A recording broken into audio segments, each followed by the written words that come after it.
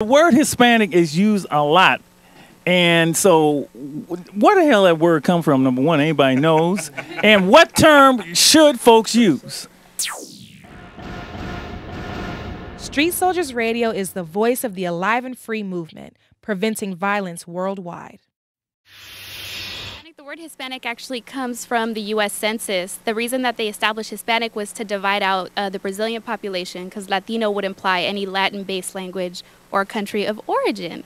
So it was a part of the divide and conquer policy that the U.S. established in the census and has continued on. And so I, as a Latina, say Latina and choose to identify as a Chicana because there's such a complexity of Latino identity, and we need to recognize too that it's generational. So for those of us who have parents who were born in Mexico but we were born here, I identify as Chicana. That might not be the same for another Mexican American. So I think that in the end, the census doesn't work for that very reason, that it divides us. And what if you're white and not Latino? What does that mean, right? So interesting to think about the history of that and how the U.S. has always had the mentality of dividing the Latino community. Because Hispanic in English was introduced at the census, but before that in our communities the word Hispano existed, and it was used exclusively for white Latinos to exclude themselves from a broader population that they did not want to struggle with. They wanted to assimilate, they wanted to get the prizes of their white skin, and so they came up with this term to say, I'm Hispano, and that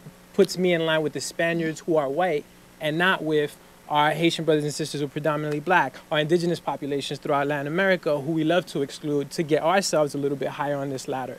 So the term has just always been raced and classed and has always been toxic. And that's why the majority of the community that does have pigmentation in their skin, that does know the struggle of being low income and race people in this society, has always rejected it. You always hear the Hispanic Chamber of Commerce. You never hear a Hispanic community organization. Also decided, or they tried to divide us, but I don't think they conquered us at all because we're still here, you know? And just because we speak different languages all across the Americas, like we're still a part of the Americas, north, south, east, west, whatever, you know? Hello, this is Gavino. I think also in the terminology, I use the word Chicano also because it also has a political connotation that I'm committed to my community, and also it also kind of highlights my indigenous background. I think sometimes in the terms Hispanic and even sometimes Latino, we forget about our indigenous connections to these lands as a brown person, and so that's why I don't feel like a foreigner, or when they say undocumented or illegal, because I have connections to the Americas. And also within the question you said about linguistic diversity, we also have to look at diversity within. So in Mexico, for example, in San Francisco is a big case. We had the Maya community of Yucatan that, you know, a lot of the restaurants here, you know, are full of Maya Yucatan speakers, and now in schools. So even if you do bring a Spanish translator, they speak a dialect, or I don't even like to use the word dialect too, but Right. you know, it's a Mayan language, and so. Do we have those people to be able to serve that population adequately? Yeah, because what I was about to say, being Dominican, I'm consistently associated with baseball. Oh, right. okay. That's the kind of thing I'm consistently right, like right. I That's say the I'm kind of Dominican. thing I'm talking First thing that about, comes right. out of people's minds sometimes is Sammy Sosa. Right. So Got I'm like, it, okay, got well, it. yeah, not all Dominicans play baseball, Yeah. even though, you know, we do. But I'm trying to go ahead and I'm trying to say that it's real funny when you go ahead and you look at it in that sense, where all of a sudden, you know, each Latino, I believe sometimes each Latino group has its own niche sort of or lens that people view us. So it's widespread. I mean, you have not only Dominicans but Puerto Ricans and Mexicans all have Right. a different lens. So. Right. I mean, what I'd like to add is just that aspect is how often as Black Latinos we're often, you know, feeling left alone or left out because we're not often accepted in the Black community, nor are we sometimes accepted in the Latino community because, you know, Black folks, well, we speak Spanish, so we're not really Black. And then, you know, Latinos were not recognized or easily recognized as Latino when you first look at us. You know, you first look at us, then, you know, even in the Latino community, we're seen as Black, not necessarily Latinos. And so, you know, that becomes a sort of a challenge. That's it. Back to the identity piece that we're talking about as we started the show. Exactly. Yeah.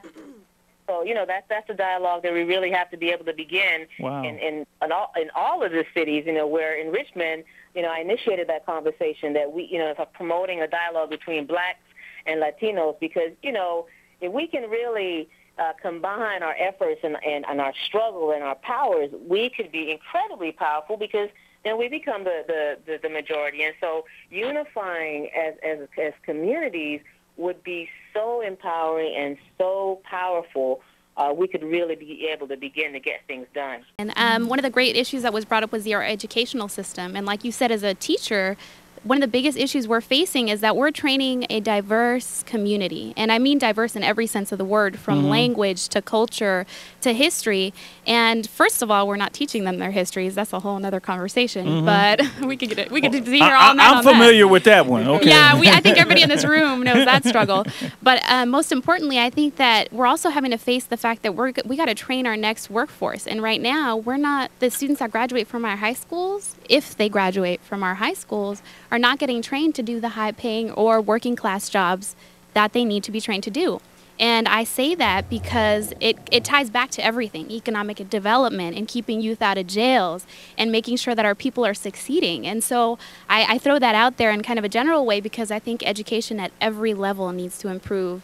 And it's not only for the Latino community. I think that the numbers show that we have the most at stake in terms of dropout rates. It's dismal in California. Just in the Bay Area, too, the Latinos in the Bay Area. It's a big difference up here. This is Gonzalo. And because of the mixture, we have a big mixture in rooted with the African-American community. And it's a big difference out here. I work out in Richmond and San Pablo area with a lot of the youth out there dealing with the violence prevention and intervention, the gang stuff out there. And I also worked inside the institution, so I worked throughout the Bay with a lot of the different structures and so forth. And you even have a division within even just the streets. Folks that are up in Salinas and stuff, they look at the Latinos down this way as being more African-American. Oh, you guys act black, you guys talk black, you dress black. And so there's a division within there. So then even them, they have their own identity and then their own difference. And they don't want to be categorized as being Chicano, or they don't want to be categorized as even doing the traditional Latino street thing with the red and blue. They don't even want to be part of that. They're creating their own little thing. And it's a mixture's taking place. So then they have their own identity and their own label. So you can't, it's like anything and everything. You can't put people in boxes.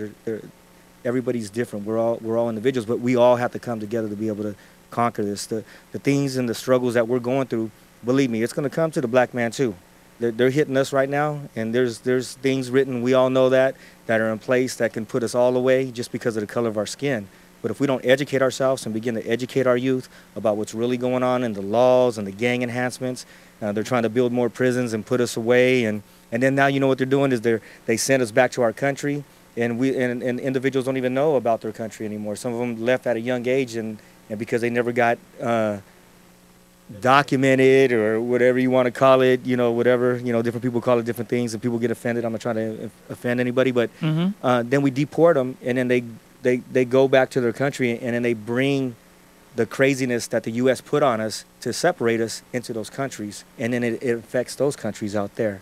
And then now they're doing where they want to send us to other states. So now all these cliques are clicking up with people going, Denver, sending us out to North Carolina. They're sending all our young men and women to these other states, and they're making stronger connections and getting trapped in that conditioning of the streets. So that's a whole nother, that's a whole nother thing that's going on, but and that's a whole nother identity. They want to give us the gang injunctions instead of giving us money for programs and arts and everything like that. They're closing my school. My students don't know that. They already said if they close it, they're going to drop out. They're closing 30 schools in Oakland just to make them all big and make all the kids used to being in a prison-like institution. And we have our own solutions to our own problems. We can organize, we can do arts programs and everything, but the government just wants us to swoop everybody up off the street and do these gang injunctions and get everybody imprisoned, and they don't want us to be educated because that's direct competition with the government, and we got to rise up somehow.